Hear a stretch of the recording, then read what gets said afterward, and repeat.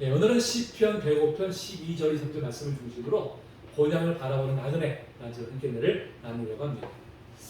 추석이 되었는데 여전히 무더위가 기승을 부리고 있어요. 기상관측 이래로 9월의 최고 기록을 계속해서 지금 경신하고 있다고 합니다. 추석 연휴 기간에도 열대야가 계속된다고 해요. 이건 이전에 전혀 없었던 그런 현상이라고 합니다. 지금쯤 사실은 이제 아침 전에 좀 선선한 바람이 불어서 사람이 참 기분 좋다 할 그럴 텐데 여전히 무더위 때문에 참 이렇게 마음이 참 지치고 몸도 참 지치고 합니다. 근데 참 앞으로 이런 현상이 이상 현상이 아니라 마치 당연한 것처럼 이제 받아들여야 될 그런 시기가 온 것이 아닌가 생각을 하게 돼요. 그래서 인간이 환경에 유독 잘 적응하는 편이긴 하지만 적응의 속도보다도 변화의 속도가 더 빠른 것 같아서 사실 좀 두려운 마음이 들기도 합니다. 저는 늘 그 생각을 해요. 과연 우리 다음 세대에 가게 되면 이 지구촌은 어떻게 될까? 우리 손자 세대에 가면 과연 이 지구촌이 사람이 살 수 있는 곳이 될까? 참 그런 생각을 하면 참 적지 않게 참 우려가 되는 마음이에요. 왜 이렇게 되었을까? 무엇 때문에? 인간의 탐욕이 결국 인간의 탐욕이 바로 이제 이런 현상을 자초하는 것이. 하나님께서 허락하신 이 자연을 청지기로서 잘 관리해야 되는데 인간의 탐욕을 인해서 마구잡이로 그냥 퍼다 쓰고 사용하다 보니까 결국 이런 현상은 이제 자초가 하는 거죠. 성경 말씀대로 심은 대로 거둔다고 하는 그 말씀이 그대로 우리에게 이제 행한 대로 되돌아 온 것입니다. 그런데 얼마 전에 기사를 보니까요, 우리 사회에서 이런 현상이 기독교인들로 인해서 비롯된 것이다 라고 이제 이렇게 공격을 하는 그런 내용을 제가 접했어요. 왜 그런가 봤더니 기독교에서는 인간을 하나님의 형상을 닮은 특별한 피조물이다 이렇게 가르쳐 왔는데 그러한 자의식이 이 자연을 마구잡이로 파헤치게 해서 파괴하는 그런 현상을 초래케 했다는 것입니다. 근데 이거는 사실 겉으로 드러나는 현상으로는 한다는 것이죠.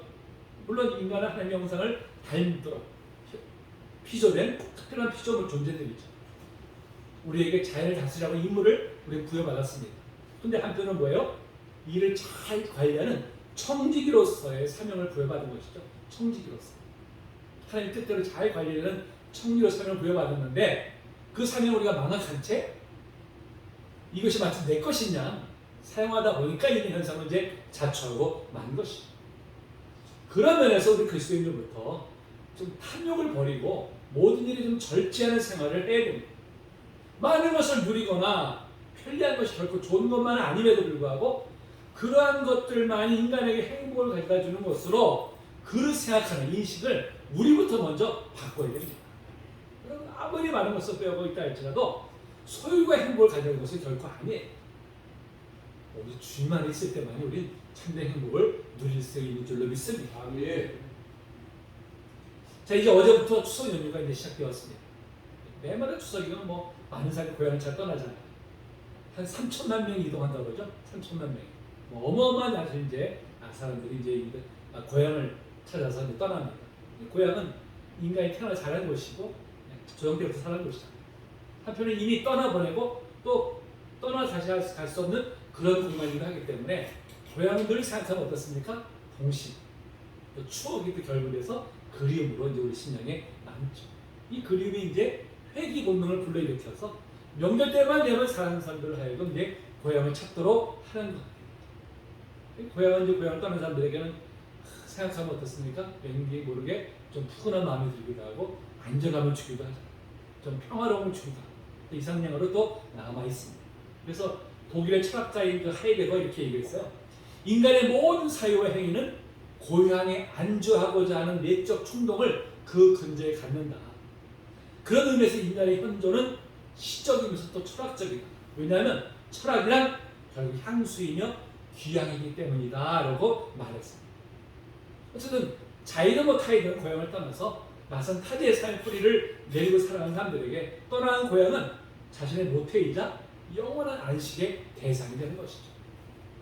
그렇다면 이렇게 동서고을 막론하고 모든 사람들이 고향을 그리워하는 마음을 가지고 있는 연유가 무엇일까요? 고향을 그리는 마음 깊은 곳에 뭐가 있을까요? 바로 영원한 본향을 사모하기 때문이죠. 영원한 본향. 하나님께서 우리에게 영원한 본향을 사모하는 마음을 심어주셨어요. 전도 3장 11절이죠. 시작. 하나님 모든 것을 지으시되 때를 따라 아름답게 하셨고 또 사람들에게는 영원을 사모하는 마음을 주셨느니라. 하나님이 하신 일의 시종을 사람으로 측량할 수 없게 하셨도다. 하나님께서 우리의 마음속에 심령 속에 영원을 사모하는 마음을 주셨기 때문에 누구나 할 것 없이 다 우리가 영원한 본향을 사모하는 것이죠. 이런 마음을 노래하는 여러 가지 시들이 있지만 제가 특히 좋아하는 시가 천상병 시인의 귀천이라는 시입니다. 이 시인은 영원한 본향을 사모하는 이 마음을 정말 너무나 아름다운 글로 표현했어요. 제가 자주 소개하는 시인데요. 제가 한번 낭독하겠습니다. 나 하늘로 돌아가리라. 새벽빛 와 닿으면 쓰러지는 이슬 더불어 손에 손을 잡고 나 하늘로 돌아가리라. 노을빛 함께 단둘이서 기슬기슬 놀다가 구름 손짓하면 나 하늘로 돌아가리라. 아름다운 이 세상 소풍 끝내는 날 가서 아름다웠다고 말하리라. 너무 아름답잖아요. 근데 이 천상병 시인이 참 기구한 삶을 살았던 분입니다. 정말 기구한 삶을 살았던 분인데 그러면 이렇게 아름다운 시를 쓸 수 있었던 것은 바로 그가 언젠가는 자기가 돌아갈 본향을 바라봤기 때문입니다. 그래서 영원한 본향을 바라보는 사람들만이 진정으로 아름다운 삶을 살아갈 수가 있어요. 영위할 수가 있습니다. 그때 우리는 늘 영원한 본향을 바라보며 살아가기를 힘써야 할 줄로 믿습니다. 자, 그렇다면 이렇게 영원한 본향을 사모하는 사람은 어떠한 자세로 이 땅에서 살아갈까요? 이 땅에서 바로 이 땅에서는 나그네로 살아갑니다. 영원한 본향을 사모하는 사람은 결국 이 땅에 영원히 거주하는 것이 아닙니다. 이 땅에 영원히 거주하는 것이 아닌 걸 잘 알죠. 잠시 왔다가 돌아가야 하기 때문에 이 땅에서는 철저하게 나그네로 살아갑니다. 그래서 베드로 사도도 성도들에 보낸 편지에서 나그네라고 표현하고 하고 있죠. 자, 베드로서 1장 17절 또 2장 11절입니다. 시작. 뇌물로 보시지 않고 너희가 나그네로 있을 때를 두려움으로 지내라. 사는 자들과 거류민과 나그네 같은 너희를 권하노니 영혼을 거슬러 싸우는 육체의 정욕을 제어하라. 그렇죠? 나그네 같은 우리가 이 땅에 살아가는 것이 뭐예요? 나그네 삶이라는 것입니다. 그리고 이 땅에서 나그네로 살아가는 것은 어떤 의미일까요? 그리고 하나님께서는 나그네 인생길을 걸어가는 우리를 어떻게 인도하실까요? 바로 오늘 본문을 통해서 이러한 질문에 대한 답을 함께 찾아보면서 주의 은혜를 나누도록 하겠습니다. 자, 우리가 읽은 시편 105편은 아브라함을 택하셨을 때부터 바로 그의 후손들에게 가나안 땅을 허락하실 때까지 그 역사를 뒤돌아보면서 그들은 베푸신 은혜를 찬양하는 그런 이제 감사시죠. 특별히 그 중에서 우리가 오늘 읽은 본 말씀은 이스라엘 민족이 어떻게 태동하게 되었는지를 기록을 하고 있습니다. 근데 오늘 본문에서 우리가 특이한 점이 뭐예요? 본문이 시작되는 12절과 본문이 마치는 2, 3절에서 바로 이스라엘 민족이 나그네로 살았다고 기록하고 있는 점입니다. 자, 12절도 보니까 뭐라고 그래요? 그때 그들의 사람 수가 적어서 그 땅에 나그네가 되었다 그랬어요. 2, 3절 마지막에 뭐라고 그래요? 이스라엘 애굽에 들어가며 야곱이 하벳 땅에 뭐가 되었어요? 뭐가 되었어요? 나그네가 되었다 그랬어요. 자, 이건 뭐예요? 이스라엘이 하나님의 은혜와 인도하심을 받지만 이 땅에서 철저하게 나그네로 살아가는 것이 하나님의 뜻임을 밝히고 있는 것입니다. 자, 그러면 오늘 보면 살펴볼 텐데요. 먼저 12절부터 15절까지에는 하나님께서 아브라함을 택하신 이야기가 나옵니다. 하나님께서 처음에 아브라함을 택하셨을 때 그에게 엄청난 약속을 하시잖아요. 어떤 약속일까요? 창세기 12장 2절 3절이죠. 시작. 내가 너로 큰 민족을 이루고 내게 복을 주어 내 이름을 창대하게 하리니 너는 복이 될지라. 너를 축복하는 자에게는 내가 복을 내리고 너를 저주하는 자에게는 내가 저주하리니 땅의 모든 족속이 너로 말미암아 복을 얻을 것이라 하신지라. 큰 민족을 이루게 하시고 이름을 창대하게 하시며 축복의 통도가 되게 하시겠다는 약속이죠. 사실 우리가 이 말씀을 읽는 것만으로도 가슴이 뛰어요. 하물며 이 약속의 말씀 하나님부터 직접 들은 아브라함의 마음은 어땠을까요? 그냥 살짝 뛰는 정도가 아니겠죠? 쿵닥쿵닥. 자, 근데 이게 웬일입니까? 이후에 아브라함의 펼쳐진 여정은 이 약속의 말씀과는 너무나 다른 그런 양상으로 전개되는 거예요. 오늘 13절 보니까 뭐라고 합니까? 이 족속의 저 족속에게로 이 나라에서 다른 민족에게로 떠돌아다녔다 그랬어요. 나그네로서 그 어디에도 정착하지 못하고 이리저리 떠돌아다니는 그런 신자가 되고 만 거예요. 사실 여러분 나그네로 살아간다는 게 쉬운 일일까요? 결코 쉬운 일이 아닙니다. 그 어디에서도 환영받지 못하고 늘 경계의 눈으로 자신을 바라보는 그런 사람들의 시선을 의식해야만 합니다. 토착민들로부터 억울한 일을 당해도 호소할 곳조차 없어서 그냥 감내해야 돼요. 우리 이 나라의 삶이 얼마나 고달픈지를 이 땅에 온 많은 외국인 노동자들을 통해서 보게 됩니다. 지금 그래도 여건이 많이 좀 좋아졌지만 예전만 해도요. 외국인 노동자를 고용해서 일을 시키고는 임금을 떼먹는 일이 다반사에 있었어요. 부당한 폭력을 행하는 일도 굉장히 많았었습니다. 그래서 오죽하면 어글리 코리언이라는 말이 나왔어요. 어글리 코리언. 추악한 한국인. 우리 한국 사람들한테서 외국인 노동자들이 고국에 돌아가가지고는 한국 사람들 추악하라고 이렇게 막 이제 그런 욕을 할 정도로 했었어요. 참 같은 한국인으로서 정말 부끄러운 일이 아닐 수 없죠. 바로 이 안정적인 삶을 누리던 아브라함을 하나님께서 부르시고는 이처럼 나그네의 길을 걷게 하신 거예요. 그때는 아니 하나님께서 그토록 엄청난 약속을 하셨음에도 무엇 때문에 그로 하여금 이 고달픈 나그네 여정을 걷게 하신 것일까요? 무엇 때문에? 바로 영원한 본향을 바라보게 하기 위함이었습니다. 그로 하여금 이 땅은 영원히 거주할 곳이 아니고 영원한 본향만이 진정한 안식처임을 알게 하기 위함이죠. 이 땅에 소망을 두지 않고 영원한 본향에 소망을 두게 하기 위해서 그런 길을 걷게 하신 것입니다.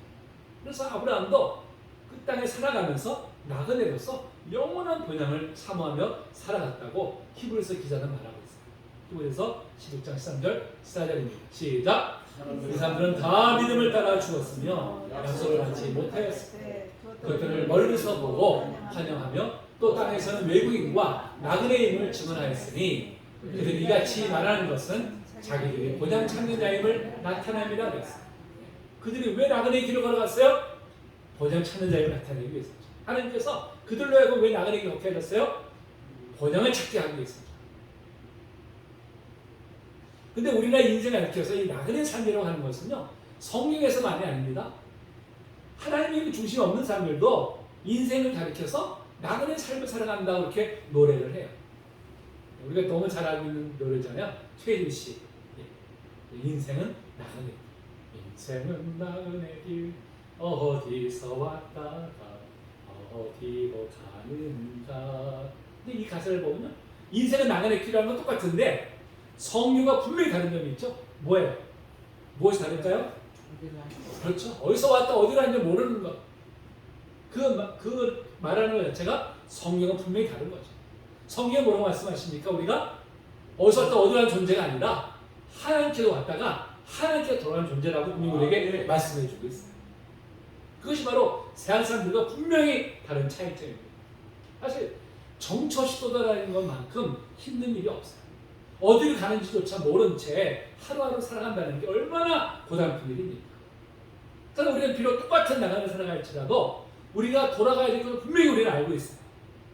비록 나간을 살아가는 것이 용이하지 않지만 이 땅에 삶을 마쳤을 때 돌아갈 본향이 있음을 믿기 때문에 우리 일을 이겨낼 수가 있는 것입니다. 우리가 하루 종일 땀 흘리면서 일을 해도 일을 마치면 돌아갈 가정이 있다는 걸 생각하면 어떻게 돼요? 힘이 나잖아요. 그게 소망이잖아요. 그렇듯이 돌아갈 본향이 있음을 믿는 인생은 고달픈 나그네 길을 걸어가며 힘을 낼 수가 있는 거예요. 뿐만 아니라 하나님 없는 인생은 나그네를 살아가면서 홀로 걸어가야 돼요. 홀로 그 길. 그렇지만 우리는 어떻습니까? 하나님 있는 인생은 똑같이 나라를 살아가지만 그 길은 결코 홀로 걷는 길이 아닙니다. 하나님의 보호하심이 함께하는 여정이기 때문에 우리는 그 안에서 안정감을 누리게 되죠. 오늘 14절에서 15절에서 뭐라고 얘기합니까? 그러나 그는 사람이 그를 억압하는 것을 용납하지 아니하시고 그들로 말미암아 왕들 굳게 이르시기를 나의 기름 부은 자를 숭배하지 말며 나의 선자들을 해하지 말라 하셨도다 말씀하고 있죠. 아브라함이 나그네를 살아가면서 여러 차례 위기를 맞이하게 되죠. 기근에서 애굽에 내려갔을 때도 애굽의 바로에게 아내 사라를 빼앗긴 위기에 처하게 됩니다. 다시 가나안 땅에 돌아와서도 그 땅의 왕인 아비멜렉에게 또 아내를 빼앗긴 위험에 처해요. 그때 하나님께서 어떻게 하셨어요?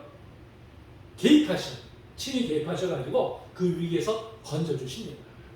그래서 이걸 직접 목격한 아비멜렉이 아브라함이 이렇게 말하잖아요. 창세기 21장 22절입니다.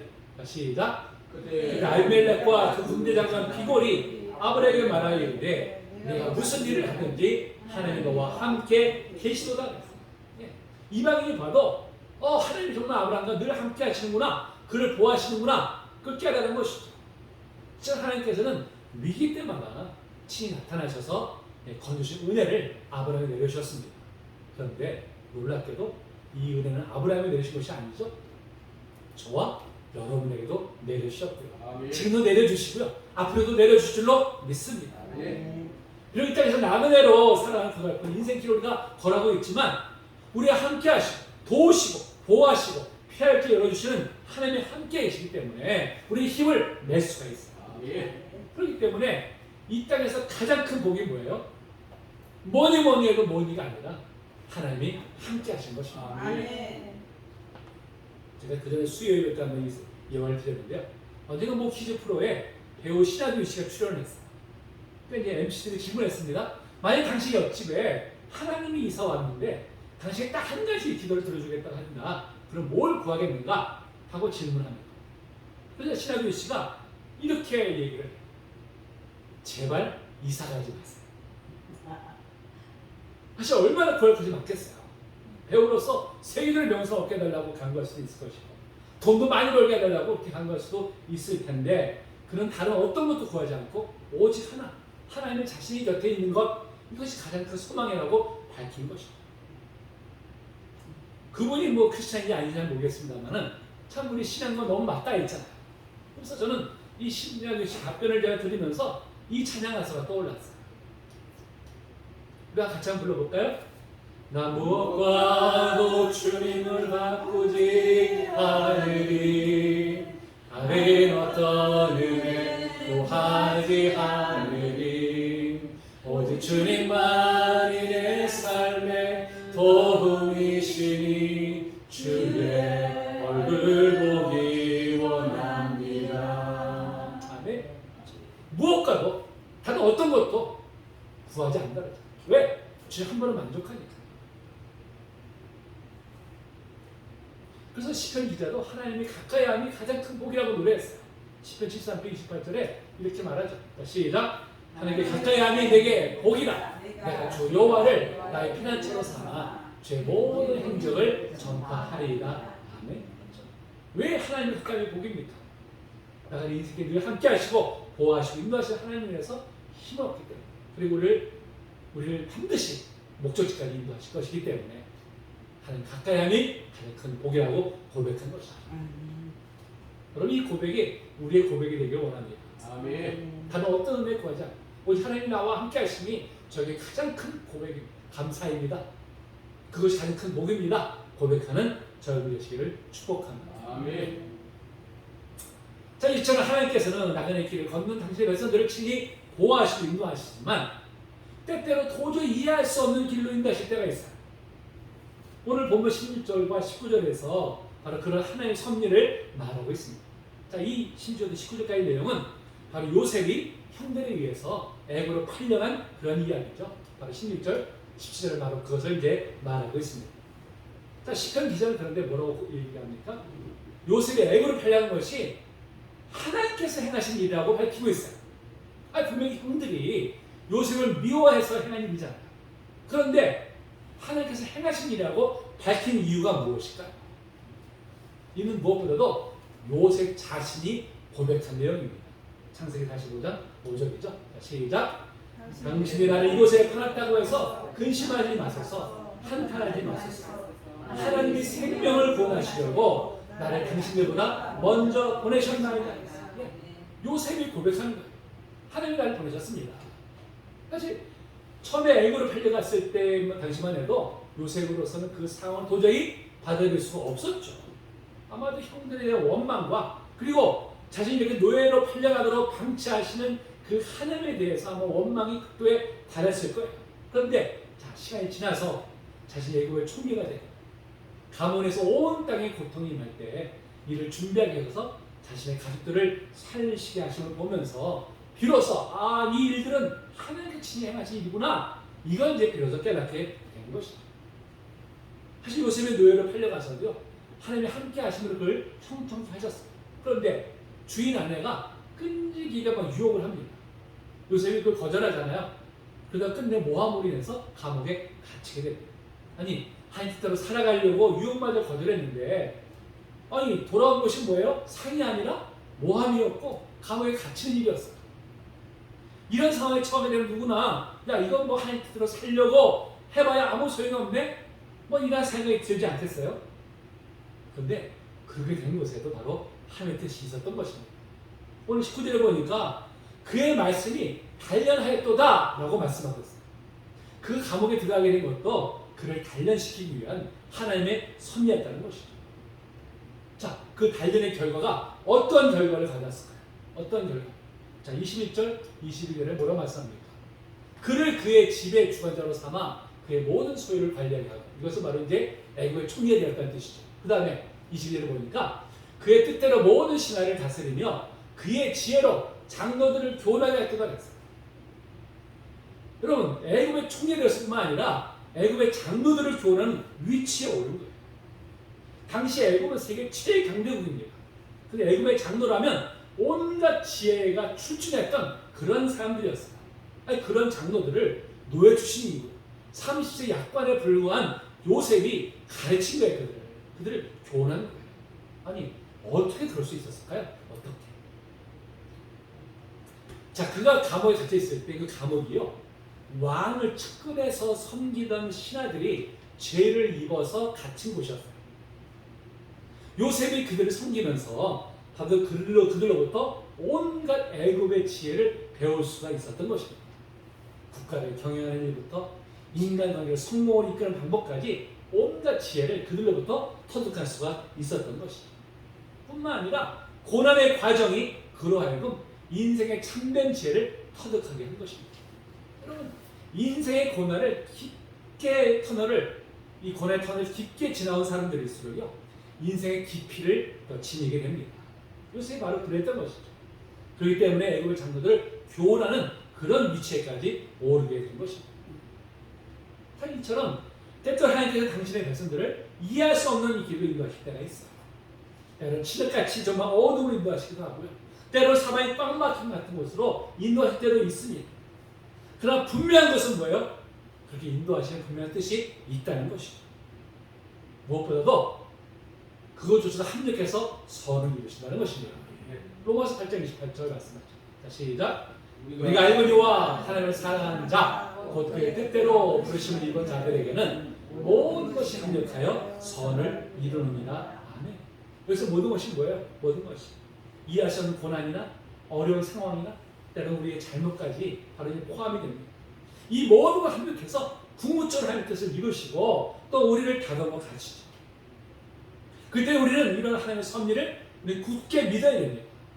모든 걸 합력해서 선을 이루시는 하나님을 우리 끝까지 신뢰해야 돼요. 그리고 그 믿음으로 어떤 상황에서도 결코 절망하지 않고 우리가 힘을 내야 됩니다. 아멘. 우리가 좌절하지만 않으면, 포기하지만 않으면 바로 하나님의 행하신 일을 보게 될 줄로 믿습니다. 아멘.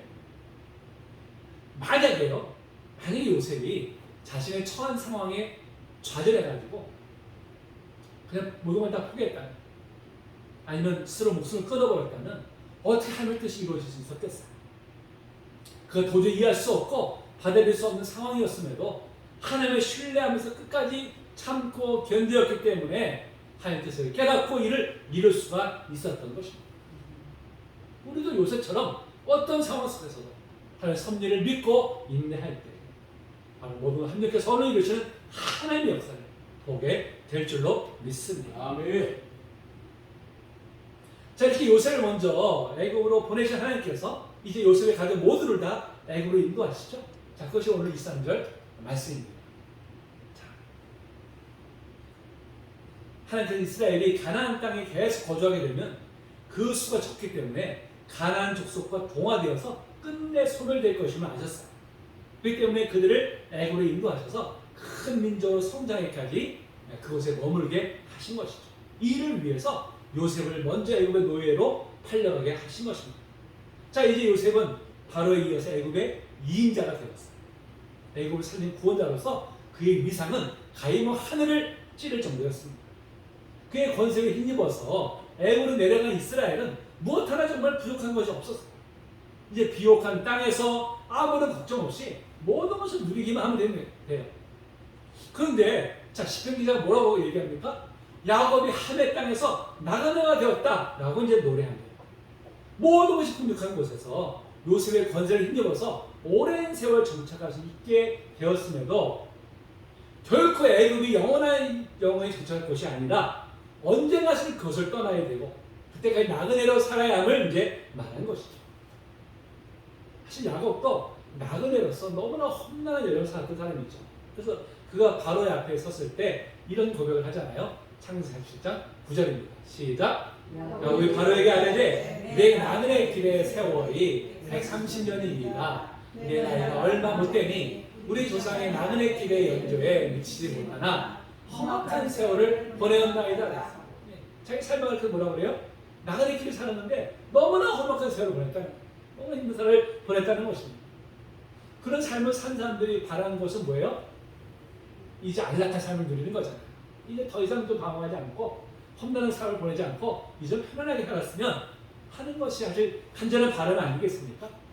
그럼에도 불구하고 그는 죽을 때 자신을 반드시 가나안 땅에 있는 조상들의 무덤에 안치해 줄 것을 유언으로 남겼습니다. 왜 그랬을까요?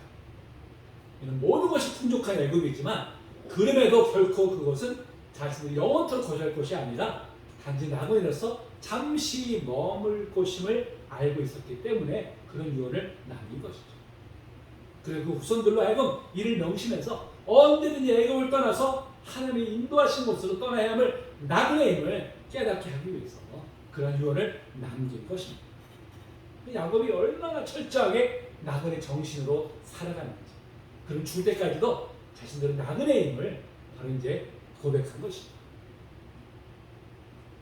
자, 이러한 야곱과의 달리 반면에 오늘날 우리 믿음을 가진 사람들에게서 천국에 대한 소망이 점점 사라져 버리고 있습니다. 물질적인 풍요를 넘치다 보니까 이것이 천국이구나 이런 생각에 이제 빠져있기 때문이죠.